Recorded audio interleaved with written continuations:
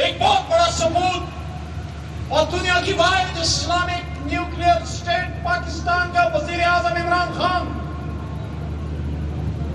جسے پوری دنیا کے مسلمانوں کو امید ہے، جب بھی اس نے کال دی، جب وہ کال دیتا ہے، فیصل آباد نہ صرف فیصل آباد میں نکلتا ہے بلکہ فیصل آباد لاہور بھی جاتا ہے، فیصل آباد اسلام آباد بھی جاتا ہے، اور فیصل آباد راولپنڈی بھی جاتا ہے۔ فیصل آباد سے میرا ایک قلبی تعلق بھی ہے، اور اس کی وجہ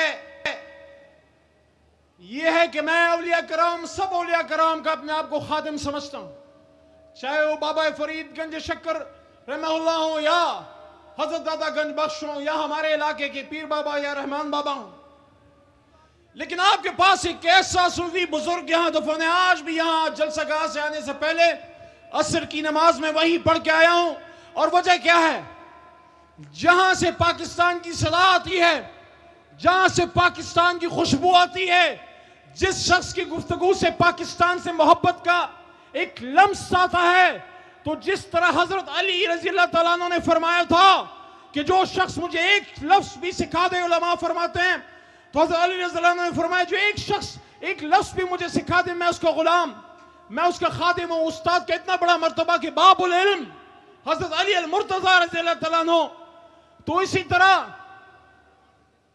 جو شخص پاکستان سے محبت کا اظہار کرتا ہے، میں اس کا خادم کا غلام ہوں۔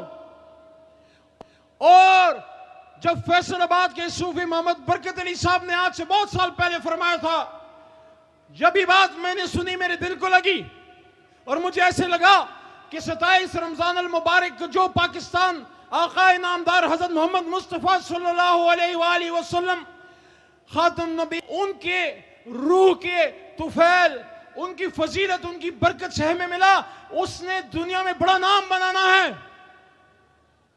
جس طرح کلمہ سب سے بڑا مضبوط کلمہ ہے، لا الہ الا اللہ سے مضبوط کلمہ کوئی نہیں، تو کیا لا الہ الا اللہ پہ بنا ہوا ملک دنیا میں کوئی بھیک مانگ سکتا ہے؟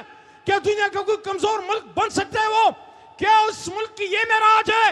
کیا آج باہر سے میرے وزیر اعظم عمران خان صاحب کو آنکھ کے ابرو کے اشارے سے بٹھایا جائے اور گرایا جائے، اور میرے ملک کے فیصلے امریکہ، واشنگٹن یا لندن میں ہو، یا میرے ملک کے فیصلے اسلام آباد میں خانہ کعبہ کی برکت سے ہونے چاہیے؟ فیصل آبادیوں، آپ مجھے بتاؤ، آزادی یا غلامی؟ بتاؤ مجھے آج۔ تمہارے بزرگوں نے، میرے بزرگوں نے اس سبز لالی پرچم کی لاج رکھی، اس پاکستان کی بنیادوں میں شہیدوں کا خون ہے۔ کیا یہ شہید بارڈر پر اپنا خون اس لیے دیتے ہیں کہ سیاستدان سیاست کی ٹیبل پہ میدانی جنگ میں جیتی ہوئی جنگ ہار کے دشمن کے پیروں میں رکھ دیں؟ آپ مجھے بتائیں۔ تو جب آپ کے اور میرے فیصل آباد کے صوفی برکت علی صاحب نے فرمایا کہ تمہیں کمی بیشی اللہ معاف کرے، جنگل میں کانٹے چنتا ایک ملنگ، ایک درویش، اللہ کا ایک غلام، ایک خادم یاد آئے گا جو کہا کرتا تھا، یہ بات آپ اپنی بصیرت سے سنیے، میں آپ کے کانوں سے نہیں، میں آپ کے دلوں سے مخاطب ہوں، کیونکہ یہ بات دماغ سے نہیں دل سے تعلق رکھتی ہے۔ کیونکہ علامہ نے فرمایا تھا کہ دل سے جو بات نکلتی ہے اثر رکھتی ہے، دل سے جو بات نکلتی ہے اثر رکھتی ہے، پر نہیں طاقت پرواز مگر رکھتی ہے۔ تو صوفی صاحب نے فرمایا تھا کہ ایک وقت آئے گا کہ دنیا کی ہاں اور نہ کے فیصلے اسلام آباد کی ہاں اور نہ میں ہوں گے۔ اس کا مطلب یہ ہوا کہ فیصل آبادیوں، آپ، میں اور ہمارا لیڈر عمران خان، آج اگر ہم ایک کر لیں کہ ہم نے پاکستان کو ملک بنانا ہے جس کی پریڈکشن اولیاء کرام نے دی تھی، جو روحانی فیض ہے حضور نبی کریم صلی اللہ علیہ وسلم کا، اور جس طرح ہمارے زعماء فرماتے ہیں کہ یہ پاکستان کی قدر کر لو، یہ صالح علیہ السلام کی اونٹنے کی طرح اور نوح علیہ السلام کی کشتی کی طرح اہم ہے، امت مسلمہ کی نظر اس پاکستان کے لیے ہے، تو پھر ہم پہ لازم ہے کہ نہ صرف پاکستان کے اندر بلکہ پاکستان سے باہر نظریاتی اور جغرافیائی سطح پہ ہم اس پاکستان کا تحفظ کریں، اور جب بھی پاکستان پہ اغیار کی نظر پڑے اور ہمارے حکمران اغیار کے اشاروں سے گرائے اور بنائے جائے تو پھر پوری قوم کھڑی ہوگی نا، کھڑی ہوگی۔ قائد اعظم محمد علی جناح نے فرمایا، آخری 1 منٹ میں بات اپنی مکمل کرتا ہوں، فیصل آبادیوں، قائد اعظم نے فرمایا تھا 1942 میں، 1942 میں، مجھے سن رہے ہو؟ میری آواز پہنچ رہی ہے؟ غور سے سن رہے ہو؟ میرے ساتھ ہونا، کہیں اور تو نہیں ہونا؟ ادھر ہی ہو تو سنو۔ قائد اعظم نے فرمایا تھا، مجھ سے اکثر پوچھا جاتا ہے کہ جس پاکستان کی بات آپ کرتے ہیں اس پاکستان کا طرز حکمرانی کیا ہوگا؟ میں کون ہوتا ہوں پاکستان کے طرز حکومت کا فیصلہ کرنے والا؟ یہ فیصلہ تو 1400 سال پہلے قرآن عظیم الشان میں ہو چکا۔ قرآن ہماری رہنمائی کے لیے تا قیامت موجود رہے گا۔ تو کیا گناہ کیا جو عمران خان نے مدینہ کی ریاست کی بات کی؟ کیا گناہ کیا جب ختم نبوت کی بات کی، جب حرمت رسول صلی اللہ علیہ وسلم کی بات کی، جب ایبسولوٹلی نوٹ کہا، اور جب دنیا کو کہا کہ میں تعلق تو رکھوں گا، ڈکٹیشن نہیں لوں گا؟ کیا آپ ڈکٹیشن لینے کے لیے تیار ہیں؟ کیا آپ بیکرز ہیں یا خوددار لوگ ہیں؟ تو شہباز شریف کو سنا دو، شہباز شریف کو سنا دو کہ ہم امام حسین رضی اللہ عنہ کو ماننے والے ہیں۔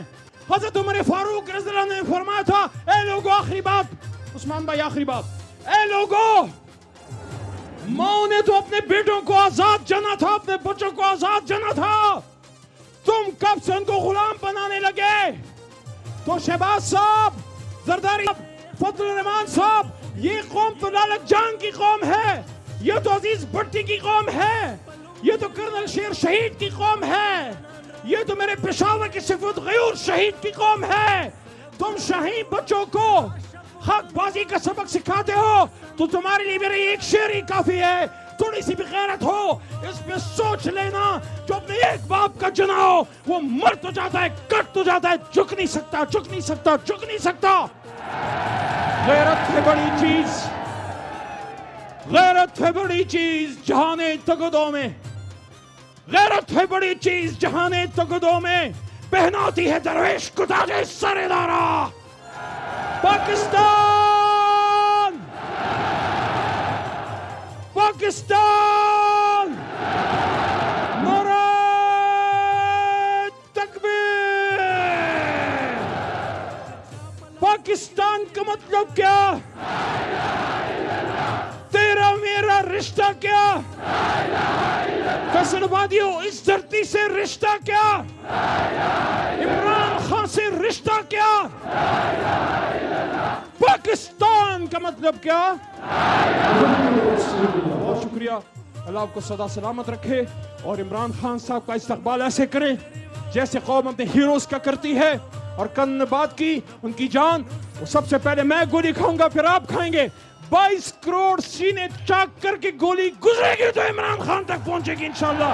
پاکستان کی قوم، 22 کروڑ عوام، پاک فوج، ہمارے ادارے، ہمارے پولیس، اور پاکستان پہ مر مٹنے والے بے شمار مجاہدین، عمران خان آپ کا دست و بازو ہیں، قدم بڑھائیں، ہم آپ کے ساتھ ہیں۔